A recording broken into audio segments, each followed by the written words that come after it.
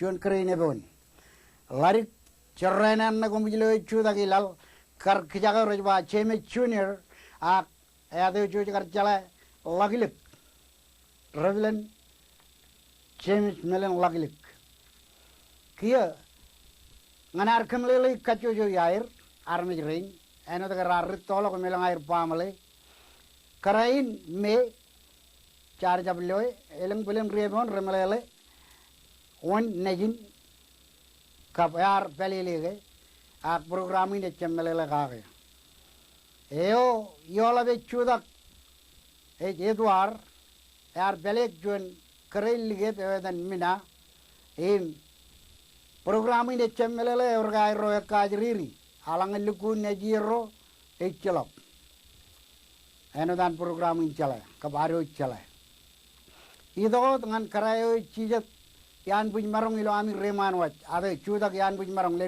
tririnai e almida egar belele penchuan abagaji lige dan lene christopher em ebraino de chelop nejiro cechepar melele orge kagajriri kia jejidongan Ritorane, Shemet Melne, Lene Chijat, Shemen, Agarchun Captain Ilo, Paco, Channel Lene, Pulin Emerong Bredanin, Shemet Melne, Changak, Chechapani Melagare, Padaba or Pebenado Lane in programming Ejalagare.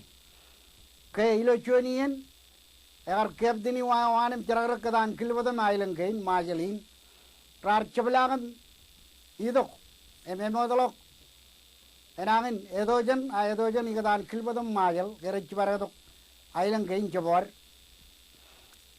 Chuan yan pajincharo iloayo pa yeni nakaruo pajincha. Chuan emman kap rijar palewan. Aglain matdan rinanaro amragai bugudir kap lalin. Emyar kodo kijagin tok. Em lorak dok kilbat.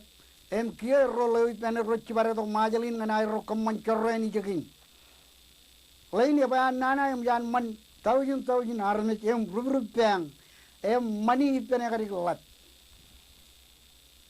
kain kana kinunu kwani lawan nunu koin eleng boom kain kokure paka men kain pada plewe cherbali pen kenpa kukuyan arich bangawan eje chirik deba not em ligut nailo villagewan kebdin ne chemis chemen lana e chije chemis milen em kannane ke yon wain lain e choilo rumien e matan roorong rorlap tada ilalin em reju bugode lalin e bugode elgino tan chemen chemis milen lo ladai nak no chirgin egatran mun mangayo me relong lokilo rumana e chidang kelliga de kwan ro Pekiap dene, emman in England, Chaman Chimich, Chuan Emman Kijung.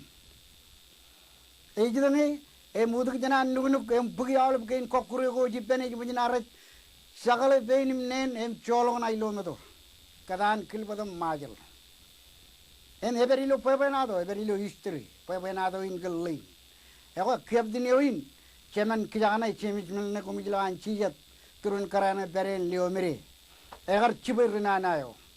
Padaba ar chervali pen company goes and ringlen, dragon chervali jagain. Pagjuan crane kilbat, lak or negin, lane, chemich, nagomilo, melne, caparelem, rochenim chadi. Chemich are retolok and the one majalin, cherval, erum chuan ragi alat, chervali pencher and raron, my yeno chago. Elang island ilo belangan majalin ar kolong nanin ani im chervali pair ego karana idurun me komijilo leomere karain ebon